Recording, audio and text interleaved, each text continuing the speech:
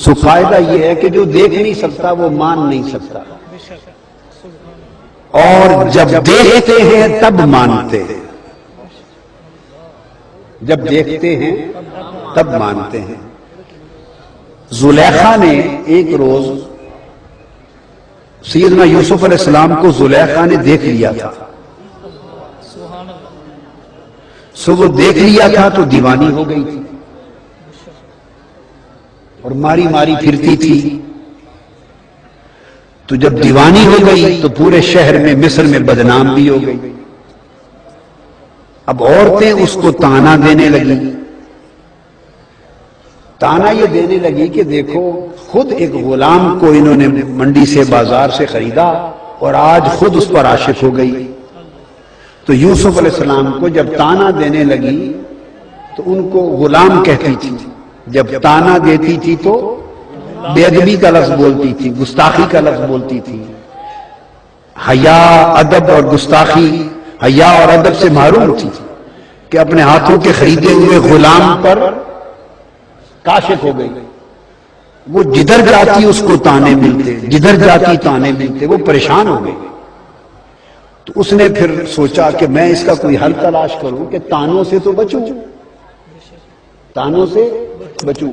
وہ چلتے چلتے شاید کسی عارف کے پاس جا پہنچی،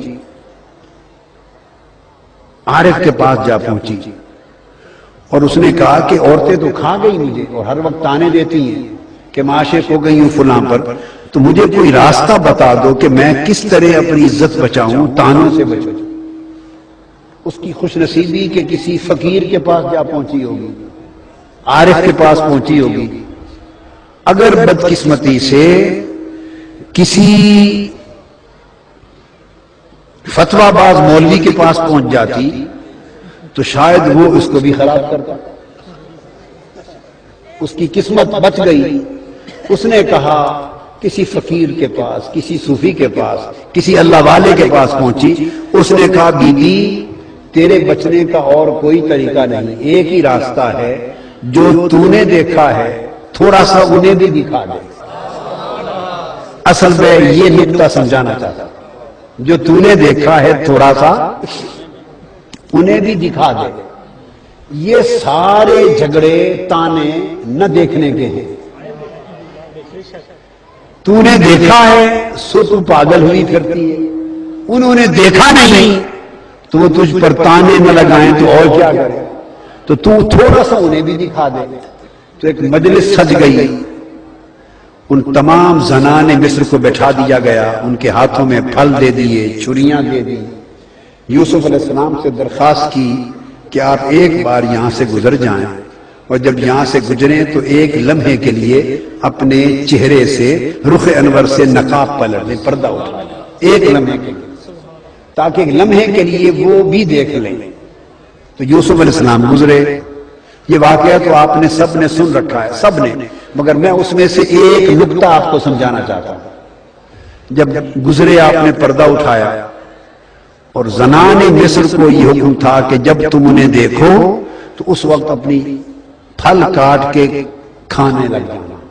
بس یوسف علیہ السلام گزرے، نقاب پلٹا، زنان مصر کی نگاہیں جو چہرہ یوسف پہ پڑی تکتی ہی رہ گئی، تکتی رہ گئی۔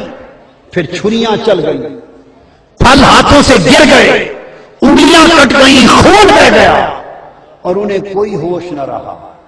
جب ہاتھ کٹ گئے، خون بہ گیا، پھل گر گئے، ہاتھ زخمی ہو گئے ہر ایک کے، تو تب بے ساختہ کہنے لگی ہاشا اکبر نہ ہوں۔ پھر کہنے لگی کہ فلما رأینہ اکبر نہ ہوں وقلنا ہاشا للہ ما ھذا بشرا۔ کہنے لگی خدا کی قسم، جب چہرہ یوسف پہ نگاہ پڑی، ان کے حسن کو، جلوے کو دیکھا تو دیوانہ ہو گئی، اور ہاتھ کٹ گئے تو کہنے لگی خدا کی قسم یہ تو بشر ہی نہیں، خدا کی قسم یہ تو بشر ہی نہیں ہے۔ حالانکہ یوسف علیہ السلام کی بشریت کا انکار نہیں کر سکتے، ان کی بشریت مقدسہ کا انکار تو نہیں ہو سکتا، مگر جو بات بتانا چاہتا ہوں، انہوں نے جب تک نہ دیکھا تھا بشر بشر کی رٹ تھی، غلام غلام کی رٹ تھی، جب ایک نگاہ حسن یوسف پہ پڑ گئی تو بشریت تھی، مگر جب تک لیا تو بشر ہونے کا نام نہ لیا اور کہا یہ تو بشر ہی نہیں ہے۔ اور اللہ پاک نے بھی ان کی بات کو پھر رد نہ کیا کہ یہ غلط کہہ رہی ہو، بشر تو یہ ہیں، رد نہ کیا، اس لیے کہ باری تعالیٰ نے جانا جس مقام پہ تمہیں پہنچانا چاہتا تھا تم ایک نگاہ سے پہنچو۔ تو جب تک دیکھا نہ تھا تب تک تانے ہی تانے تھے، زبانیں رکتی نہ تھی، جب تک لیا زبانیں بند ہو گئی اور بشر ہونے کا انکار کر دیا۔ تو اس کا پتہ یہ چلا کہ یہ سارے جھگڑے اس وقت تک ہوتے ہیں جب تک نگاہیں تکتی نہیں ہیں، اور جب کوئی تک لیتا ہے تو زبان بند ہو جاتی ہے۔